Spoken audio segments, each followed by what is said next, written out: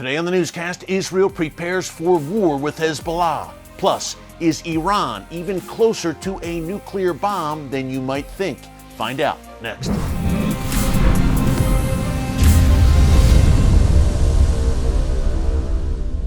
Hey folks, Erick Stakelbeck here. Welcome to the Watchman Newscast. We've been telling you over the past few weeks about this massive military drill that Israel has been conducting called Chariots of Fire. Now, on yesterday's Watchman Newscast live stream, if you missed it, you can check it out here in our archives right under Newscasts. We broke down Israel's simulation on Tuesday of an all-out strike against Iran's nuclear facilities. That was kind of the crescendo of this month-long military exercise. Again, it is called Chariots of Fire. It is perhaps Israel's largest military drill since its founding, the modern state of Israel at least, in 1948, certainly over the past few decades. Every branch of the Israeli military is involved, including the cyber branch as well. And folks, the timing of it is no coincidence as Iran marches towards the bomb. More on that in a minute. But in this drill, we essentially had a drill within a drill taking place this week called Beyond the Horizon, focused on a future war between Israel and Hezbollah. We'll get into it in a minute. Before I do, I just want to encourage you to subscribe to the Watchman Newscast right here on YouTube and click the notification bell so you get alerts every time a new video is posted, so we can give you updates on breaking Middle East news like this and why it matters to you no matter where you live around the world. So let's get into it. This operation is called, not operation, I should say, a military drill, another massive one within a drill, Beyond the Horizon, and the IDF, the Israel Defense Forces, conducted it on the island of Cyprus, a few hundred miles off the coast of Israel in the Mediterranean Sea. And when you are preparing for a Hezbollah war, you want mountainous terrain. Folks, I've been to northern Israel along the border with southern Lebanon, Hezbollah's home base, many times. I can tell you it is a very mountainous region with some rugged terrain, beautiful, but rugged terrain. And Cyprus is apparently a close match to that terrain. So Israel has a very good relationship with Cyprus, and they chose to conduct this drill on the island of Cyprus, preparing for a number of Hezbollah threats. Look, of course, we've got 150,000 rockets and missiles at least in Hezbollah's possession right now, including an increasing number that are precision guided. But we also have some 2,000 drones, attack drones, in Hezbollah's possession, as well as at least 40,000 well-trained, well-armed Hezbollah foot soldiers. And remember, folks, Hezbollah foot soldiers gained invaluable battlefield experience fighting in Syria alongside Iran and Russia and the Assad regime over the past decade. So they are a formidable foe for sure. And in this drill, Israel prepared essentially for every kind of threat from Hezbollah, whether it was rockets, whether it was Hezbollah ground incursions, Hezbollah kidnappings of Israeli soldiers. That's another threat as well. And hey, if you've watched The Watchman over the past few years, you know that in reporting on that Israel-Lebanon border, I have actually gone into terror tunnels that Hezbollah has dug along that border. I went in there with the IDF, the Israel Defense Forces. Thankfully, these tunnels were uncovered in late 2018, but at least one of them is still open for select members of the media and foreign diplomats, and Israel kept it open to show them, hey, this is what we are up against. So a variety of threats posed by Hezbollah, and the big question is, look, we know the war is coming eventually, the Great Northern War, I've called it, with Hezbollah, but when? The big question, right? When does this break out?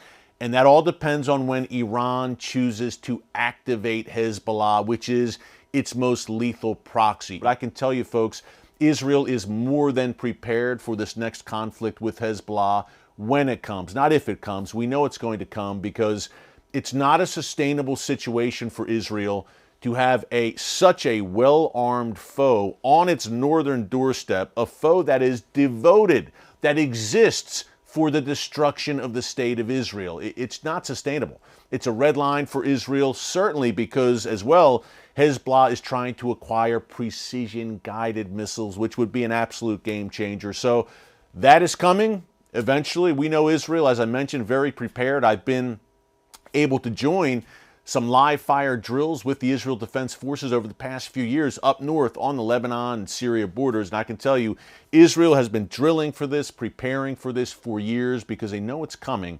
IDF leaders certainly know, and that's why you see this massive drill on Cyprus this week.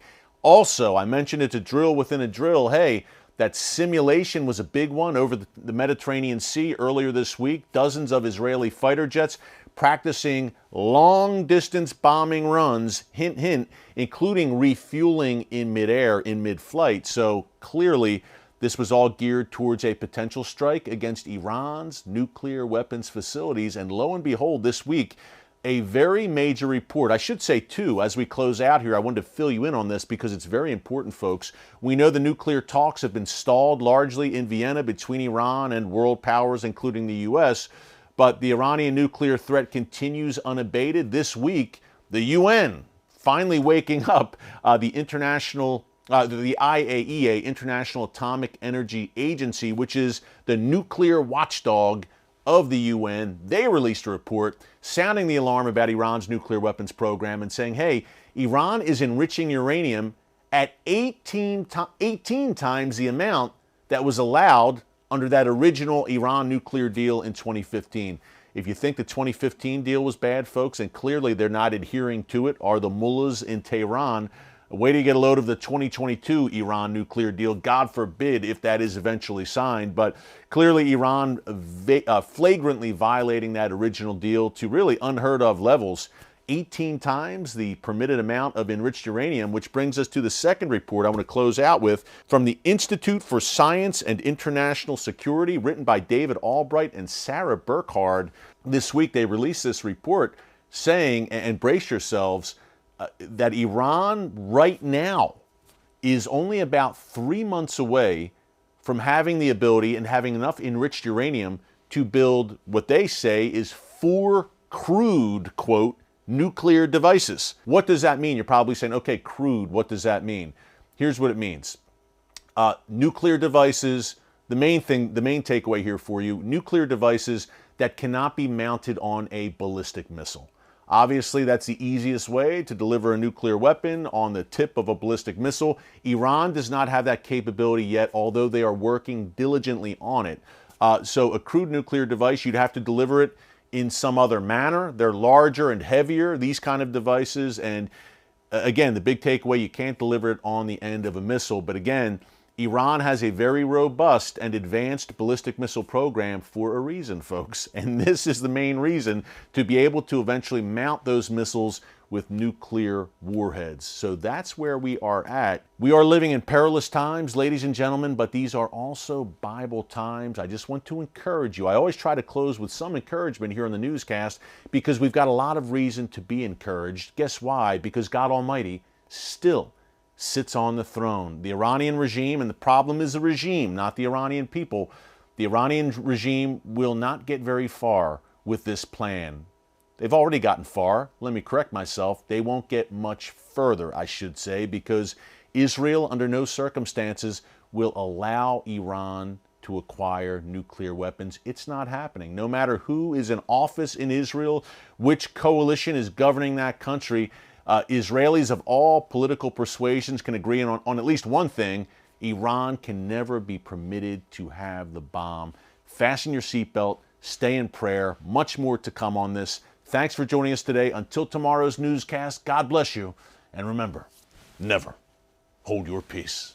Hey everyone, thanks for checking out the Watchman Newscast. If you enjoyed this episode and want to see more, make sure you go ahead and hit the like button, click subscribe, and tap the bell icon to turn on notifications for new Watchman Newscast episodes every weekday.